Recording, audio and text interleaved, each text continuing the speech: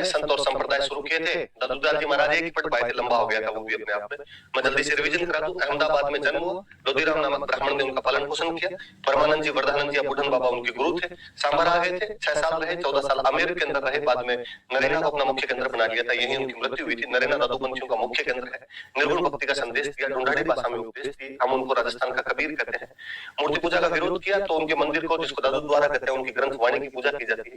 जब आमेर रहते थे तो 1585 में फतेहपुर सीकरी में अकबर से मिल के आए थे, आमेर के राजा भगवंत दास जी के साथ मिलकर गए थे। उन्होंने कहा कि मरने के बाद में भी न तो लाश को जलानी चाहिए, नहीं लाश को दफनानी चाहिए, बल्कि पशु पक्षियों के खाने के लिए छोड़ दी जानी चाहिए। उनकी खुद की लाश जो थी वो बहराना की पहाड़ी में रख दी गई थी, जिसको दादू खोल या दादू पाल का कहते हैं। जहाँ पे सत्संग दिया करते थे उन जगहों को अलग दरीबा या चौगान कहा जाता है। निपख आंदोलन चलाया। नरेना में फाल्गुन शुक्ल पंचमी से एकादशी तक उनका मेला लगता है। और दादू जी के 152 शिष्य थे, जिनमें से 52 मुख्य शिष्य निकले, बाद में शाखाएं निकल गई थी कुछ, जैसे खालसा, विरक्त, उत्तरादि, खाकी और नागा। जो नरेना वाली पीठ को मानते हो, खालसा जो घर बार छोड़ के रहते, विरक्त जो बाद में आपके जटाएं भस्म लगाने लग गए थे, वो बाद में आपके खाकी हो गए, जो उत्तर की तरफ चले गए उत्तरादि हो गए, और जो हथियार रखने लग गए थे अपने पास में, नागा हो गए थे। जिस शाखा की स्थापना सुंदरदास जी महाराज ने की थी, जो कल्याणमल के छोटे भाई भीमराज थे। हथियार रखते थे, इनके रहने की जगह को छाव नहीं कहते। सवाई प्रताप सिंह के समय मराठा आक्रमणों में इन्होंने मदद की थी। रजत जी महाराज सांगनेर के पठान थे और इनके उपदेश सुनकर शादी नहीं की थी और आजीवन दूल्हे के वेश में रहे। रजत वाणी श्रवण की पुस्तक लिखी। सबसे इंटेलिजेंट व्यक्ति सुंदरदास जी छोटे थे। गिटोला और फतेहपुर में उनके मुख्य केंद्र बने हुए। वैश्य परिवार में उनका जन्म हुआ था। 42 ग्रंथ लिखे थे, जिनमें ज्ञान समुद्र और आपके सुंदर सागर जो ग्रंथ थे वो हमने मुख्य ग्रंथ कुछ पढ़े थे। ये दादूलाल जी के बारे में हमने कुछ मोटी मोटी बातें पढ़ी। हम आगे और संत पढ़ते हैं। हमने पढ़ी कि जामू जी महाराज का जन्म पिंपासर नागौर के गांव में पवार राजपूत परिवार में हुआ। पिताजी का नाम लोहड़ जी था और मम्मी का नाम हंसाबाई था। याद रखें, मुझे याद है पिछले से पिछले साल किसी एग्जाम में क्वेश्चन था कि लोहड़ जी तथा हंसाबाई कौन से संत के माता पिता का नाम। धनराज हुआ करता था। बीकानेर में समरथल नाम की एक जगह, मिट्टी का एक टीला है, जहां पर अपने अनुयायियों को 20 और 9 अर्थात 29 उपदेश दिए थे। 20 और 9 उपदेश के सुनने की वजह से इनके अनुयायी जो है वो विष्णु ही कहलाए। बीकानेर के लालासर नाम के गांव में इनकी मृत्यु हुई थी। वहीं पास में मुकाम नाम की एक जगह पर, मुकाम का मतलब ऐसे जगह ही होता है, स्थान नहीं होता है, वहां पर इनको समाधि दी गई थी, जो बाद में इनका मुख्य केंद्र बना, जहां पर इनका मुख्य मंदिर बना हुआ है जामू जी महाराज का। आश्विन अमावस्या और फाल्गुन अमावस्या को वहां पर बड़े मेले लगते हैं मुकाम के अंदर। सुबह जल्दी खड़े हो जाने चाहिए, नशे पत्ते नहीं करने चाहिए, पानी छान के पीना चाहिए। सिंपल सिंपल जो संत एक बातें कह सकता वो कही थी। अपने काम की जो बातें हुई थी थोड़ी सी याद रखने वाली। हरे पेड़ पौधे मत काटो, जीव हिंसा मत करो, नीले कपड़े मत पहनो, विधवाओं की शादी करो। एम्पावरमेंट वाला बंदा अपने आप। तो वास्तव में भाई जामू जी महाराज इस मामले में तो साइंटिफिक सेंट थे कि उस टाइम ऐसी बातें करना बड़ी चीज हुआ करती थी। वापस देख लो सारी चीजें। पिंपासर नागौर में जन्म हुआ, पवार राजपूत परिवार में। लोहड़ जी पापा थे, मम्मी का नाम हंसाबाई था, बचपन का नाम धनराज था। समरथल नाम की जगह पर अपने अनुयायियों को 29 उपदेश दिए, इसलिए अनुयायी विष्णु कहलाए। लालासर में मृत्यु हुई, मुकाम में समाधि लगाई गई जहां मुख्य मंदिर है। आश्विन अमावस्या और फाल्गुन अमावस्या को इनके मेले लगते हैं, वहां पे भगवान विष्णु का अवतार माना जाता है। वैज्ञानिक संत कहा जाता है। सिकंदर लोधी ने इनके कहने पर अकाल के समय बीकानेर क्षेत्र में चारे की व्यवस्था की थी। जोधपुर वाला जोधा और बीकानेर वाला बिक्का धोख लगाया करते थे इनके। जहां उपदेश देते उन जगह को संथैया बोलते हैं। मुकाम जांगलू बीकानेर में, रामड़ावा जांबा जोधपुर में इनके मुख्य मंदिर है। शिक्षा मैंने बताई दी आपको। इन जामू जी महाराज की बेसिक बेसिक बड़ी बड़ी सी बातें हैं, याद रखने वाली सी बात। जन्म कटरियासर बीकानेर, पिताजी का नाम हमीर जी, माता का नाम रूपा दे, मुख्य केंद्र कटरियासर में बन गया। जाम्बू तो लालनाथ जी महाराज ने जीव समझोत्री नाम की किताब लिखी। रामनाथ जी ने यशोनाथ पुराण लिखी, जो जसनाथी संप्रदाय की बाइबल कहलाती है। रुस्तम जी को औरंगजेब ने नगाड़ा व निशान देकर, झंडा देकर सम्मानित किया। वापस देखो सारी बात। जसनाथ जी महाराज का जन्म कटरियासर बीकानेर में, हमीर जी और रूपा दे के घर पर हुआ। एक जैनी जाट परिवार के अंदर इनका जन्म हुआ। मुख्य केंद्र कटरियासर की समाधि ली थी इन्होंने यहाँ पर। 1500 में गोरखमालिया नाम की जगह पर जाम्बू जी और जसनाथ जी आपस में मिले थे। इसका मतलब ये दोनों समकालीन थे। सिकंदर लोधी ने जसनाथ जी से प्रभावित होकर इनको कटरियासर के पास के गांव की भूमि दान में दे दी थी। मालासर वाली जो जमीन थी वो दान में मिली थी। इन्होंने बीकानेर के लोनकरण को राजा बनने का आशीर्वाद दिया। इन्होंने अपने अनुयायियों को 36 उपदेश दिए। इनके अनुयायी अग्नि नृत्य करते हैं, गले में काली ऊन का धागा पहनते हैं, जाल के पेड़ और मोर के पंख को पवित्र मानते हैं। इसलिए बीकानेर में सिक्कों पर जाल का पेड़ बनाया जाता था। कालांतर में गंगा सिंह जी ने जब लालगढ़ पैलेस बनवाया था तो वहां पे जाल के पेड़ खूब सारे थे, तो उसी जगह पे बनवाया था। इनकी मंगेतर, इनकी पत्नी थे कालल दे, उनकी भी पूजा की जाती है। सिंबुदड़ा और ओडा इस संप्रदाय के मुख्य ग्रंथ है, जिसमें जसनाथ जी महाराज के उपदेश लिखे हैं। कतरियासर मुख्य केंद्र है, इसके अलावा 5 उप केंद्र है। सब सेंटर है बमलू, लिखमा, दसर, पुंद्रासर, मालासर, ये बीकानेर में। पांचला सीधा नागौर केंद्र एक जगह है जो जसनाती संप्रदाय की मथुरा मानी जाती है। लालनाथ जी महाराज इनके एक शिष्य थे जिन्होंने जीव समझोत्री नाम की बुक लिखी। रामनाथ जी महाराज इनके एक शिष्य जिन्होंने यशोनाथ पुराण लिखा जो कि जसनाती संप्रदाय की बाइबिल है।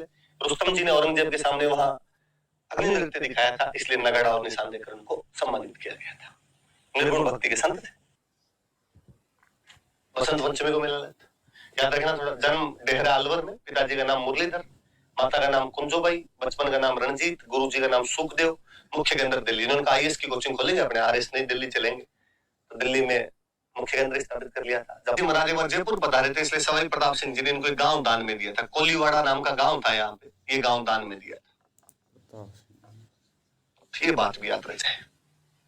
तो ये चरणदास जी महाराज डेहरा अलवर में जन्म हुआ। मुरलीधर और कुंजोबाई के संतान थे। बचपन का नाम रणजीत था, गुरुजी का नाम सुखदेव था। मुख्य केंद्र दिल्ली बनाया। बसंत पंचमी को मेला लगता है वहां पे। अपने अनुयायियों को 42 उपदेश दिए। इनके अनुयायी पीले कपड़े पहनते हैं, खुद को भगवान श्री कृष्ण की सखियां मानते हैं, सगुण और निर्गुण दोनों प्रकार की भक्ति के संदेश दिए। मेवाती भाषा में उपदेश दिए इन्होंने। नादिर शाह ने जब 1739 में दिल्ली पर आक्रमण किया था, यह उन्होंने पहले ही बता दिया था। नादिर शाह उसी आक्रमण के टाइम अपना कोहिनूर हीरा और तख्ते ताउस लूट के गया था। दयाबाई और सहजोबाई की प्रमुख शिष्याएं थी। दयाबाई की किताब दया बोध और विनय मल्लिका, सहजोबाई की सहज प्रकाश। सवाई प्रताप सिंह जो जयपुर के राजा थे, उन्होंने चरणदास जी महाराज को कोलीवाड़ा नाम का गांव दान केंद्र दिया था। चरणदास जी आपको चरणदास जी का तो मेला बता दिया मैंने बसंत पंचमी। जसनाथ जी महाराज के मेले नहीं बताए थे। साल में 3 बार चैत्र शुक्ल सप्तमी, आश्विन शुक्ल सप्तमी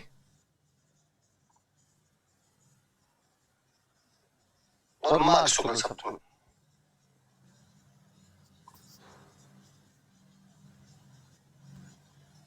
ये भी याद रखना भाई। जसनाथ जी महाराज के मेले कब कब लगते हैं? तो चैत्र शुक्ल सप्तमी को, आश्विन शुक्ल सप्तमी को और माघ शुक्ल सप्तमी को। ये बात भी याद। मंत्र राज प्रकाश और हरि पुरुष जी की बात। हरिदास जी महाराज के बारे में 4-5 बातें याद रखने वाली। हरि सिंह सांकला वास्तव में नाम था। कापरोद नागौर में जन्म हुआ। डाकू से सन्यासी बन गए थे। डीडवाना में गाढ़ा नाम की जगह पर इनका समाधि स्थल बना हुआ है। निर्गुण और सगुण दोनों प्रकार की भक्ति के संदेश दिए। हरिदास जी का संप्रदाय, हरिदासी का जो है निरंजनी संप्रदाय भी कहते हैं। मंत्र राज प्रकाश और हरि पुरुष जी की वाणी नाम की पुस्तकें लिखी थी। और तो माऊजी महाराज साबला डोंगरपुर जन्म स्थान है, मुख्य केंद्र है। विनेश्वर धाम की स्थापना करवाई थी नवाटापरा में। भगवान कृष्ण की निष्कलंक अवतार के रूप में पूजा करते हैं, इसलिए निष्कलंक की संप्रदाय चलाया था। इनके अनुयायी इनको भगवान विष्णु का कल्कि अवतार मानते हैं। वागड़ी भाषा में अपने उपदेश दिए थे इन्होंने। इनका जो मुख्य ग्रंथ है उसका नाम है रतन सागर, अनंत सागर। 5 चोपड़े लिखे हुए, प्रेम सागर, मेघ सागर, शाम सागर, रतन सागर, अनंत सागर। दीपावली के दिन निकाल के इनको पढ़ा जाता है। दीपावली को वाचन करते हैं इनका, दीपावली को पढ़ते हैं इनको। तो याद रहे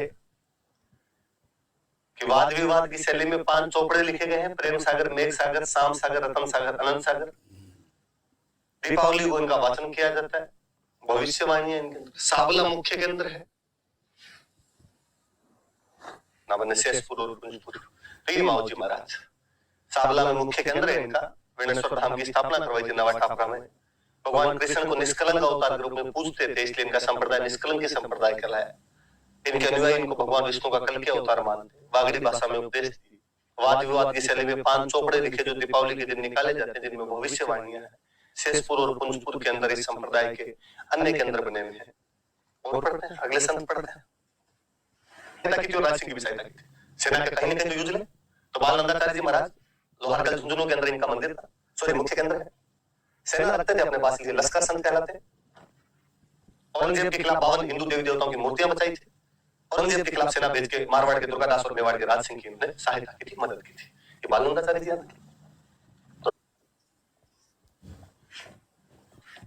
वापस देख लो। नवलदास जी हरसोला नागौर में जन्म हुआ था।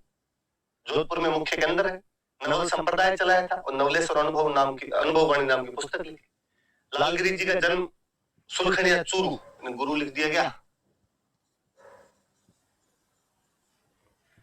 सुलखनिया चूरू के अंदर जन्म हुआ। बीकानेर में मुख्य केंद्र है। अलख्य संप्रदाय चलाया था। अलख स्तुति प्रकाश नाम की बुक लिखी थी। दो संत और बताना चाहूंगा आपको। संत धनोगा भैया सर, तो संत धन्ना जी का जन्म धुआंकला या धुवन गांव टोंक में हुआ था। जाट परिवार में जन्म हुआ। रामानंद जी इनके गुरु थे। मैं कहूं कि भक्ति आंदोलन शुरू हुआ था साउथ इंडिया में, उत्तर भारत में लेके आए थे रामानंद जी, तो अपना पूरा धन साधु संतों में बांट दिया था। तो कोई पूछे कि टोडा का राजा सूरसेन कौन से संत से प्रभावित होकर अपना सारा धन साधु संतों में बांट देता है? तो संत पिंपा से प्रभावित होकर वैसा कर लेता है। देख लो आप, संत धनाजी महाराज जो पंजाब में बहुत ज्यादा लोकप्रिय है, टोंक के धुवन कला या धुआं गांव में जाट परिवार में जन्म लेते हैं। रामानंद जी से शिक्षा प्राप्त करके राजस्थान में निर्गुण भक्ति का संदेश शुरू करते हैं। राजस्थान में भक्ति आंदोलन उनके द्वारा शुरू किया गया। जोधपुर के बोरानाडा के अंदर उनका मंदिर बना हुआ है। इन्हीं के समकालीन संत पिंपा थे, जिनका वास्तव में नाम प्रताप सिंह खिंची था, जो गागरोन के राजा थे। राजपाट अपने छोटे भाई अचलदास खिंची को सौंपकर रामानंद जी के शिष्य बन गए थे। दर्दी समाज के मुख्य देवता माने जाते हैं। रामानंद जी जब द्वारिका से वापस यूपी जा रहे थे तो गागरोन आए थे और पिंपा अपनी रानी सीता के साथ में उनके साथ ही चले गए। समदड़ी बाड़मेर में इनका मंदिर है। चैत्र पूर्णिमा को मेला लगता है। टोडा टोंक में इनकी गुफा है। टोडा के राजा सूरसेन ने पिंपा जी के कहने पर अपना जो धन था वो साधु संतों में बांट दिया। गागरोन में छतरी बनी हुई, पिंपा जी की पर्ची, पिंपा जी कथा, चितावनी नाम के खूब सारे ग्रंथ लिखे थे इन्होंने। दो छोटे छोटे से संत और संत दास जी महाराज हुए जाया करता, इसलिए इनका एक और नाम हजरत शक्कर बाबा है। हालांकि बाद में कहते हैं कि लोग उस शक्कर को बेचने लग गए थे, तो बाद में शक्कर वहां पे आनी बंद हो गई थी। हम कहते हैं कि डूंगरपुर बांसवाड़ा वाला इलाका तो वागड़, ये हमारे वाला जो इधर वाला चूरू, हनुमानगढ़, झुंझुनू वाला जो इलाका, इसको कहते हैं बागड़। तो इनको बागड़ का धनी कहा जाता है। धनी मतलब मालिक, बागड़ के धनी है, बागड़ के मालिक। नारायण झुंझुनू में मुख्य केंद्र है। कृष्ण जन्माष्टमी को मेला लगता है। हजरत शक्कर बाबा इनका एक और नाम, बागड़ का धनी कहते हैं। सलीम चिश्ती इनके शिष्य थे। सुनना मेरी बात, सलीम चिश्ती इनके शिष्य थे। ये सलीम चिश्ती के शिष्य नहीं। सलीम चिश्ती कौन? जिनके अकबर ढोक लगाता था, जिनके आशीर्वाद से अकबर को बेटा हुआ, इसलिए बेटे का नाम सलीम रखा गया। जो मुगल बादशाह बना तो नाम जहांगीर रखा। वो जो सलीम चिश्ती जिनके अकबर ढोक लगाता है, वो अपने नरेड़ पीर के आगे ढोक लगा के जाए। सांप्रदायिक सद्भाव का मुख्य केंद्र है। हिंदू मुस्लिम एकता स्थापित करने के प्रयास किए इन्होंने।